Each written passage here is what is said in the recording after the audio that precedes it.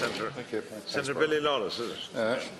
Thank you, Cahir. Look, just before I start, Cahir, look, Senator Arda, I'm delighted I didn't realise that. I have a case at the moment for a student from California who's here for a year semester in DCU, and they didn't accept her health coverage when she came in, which it's right and proper, but she looked for an appointment, and she was to be deported by the 16th of December, and she couldn't get an appointment until January. So that's exactly, I didn't realise what was going on, but thank you for bringing that to our attention. It's very serious. Here, look, on Monday I was in London to meet with Irish immigrant campaigners and leaders who are seeking to secure the vote for Irish immigrants in next year's proposed referendum on voting rights for the Irish abroad. I look forward to working with the many immigrant groups to help win this referendum that the Government has proposed for May 2019. The Taoiseach and the Government are very committed to getting this referendum over the line. But as I told my London audience, we will have to fight for every vote. For the third time in 4 years, we will look to expand the Home to Vote movement. We will have to put together a modern 21st century political campaign to overcome the old-fashioned 19th century attitude about who has the right to vote.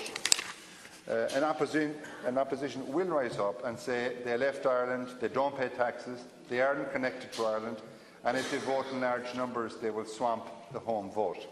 These are concerns, however invalid the argument, and we must be ready to counter them. It should be noted that our opponents always seem to forget that Thomas Clarke, who was at the heart and soul of the revolution, was a returned Irish immigrant and also an American citizen.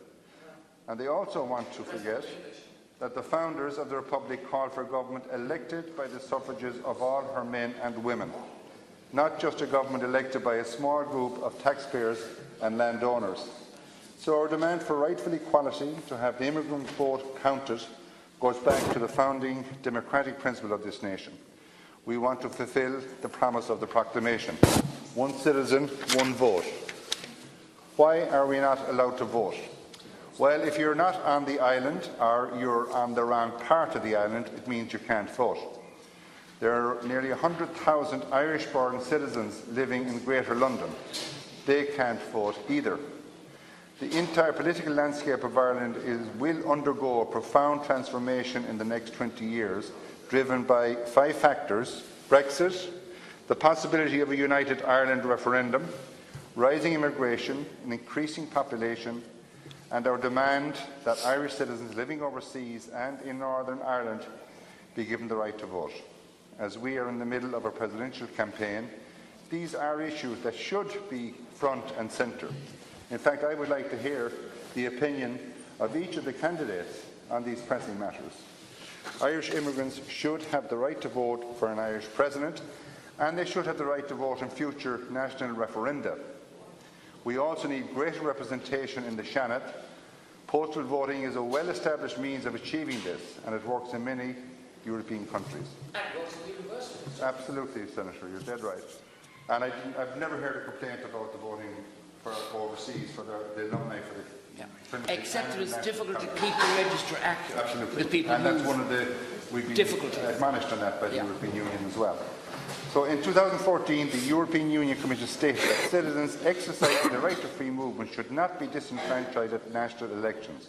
Just a few weeks ago, the European Parliament took up the issue of voting rights, and once again, Ireland was cited for its poor voting mechanisms. So, in the months ahead, I will be appealing to my fellow Irish citizens to their sense of fair play and commitment to equality, to advance the democratic principle of one citizen, one vote, to give all Irish citizens, including us immigrants, the right to vote. Thank you, Cahir. Thank you, Senator.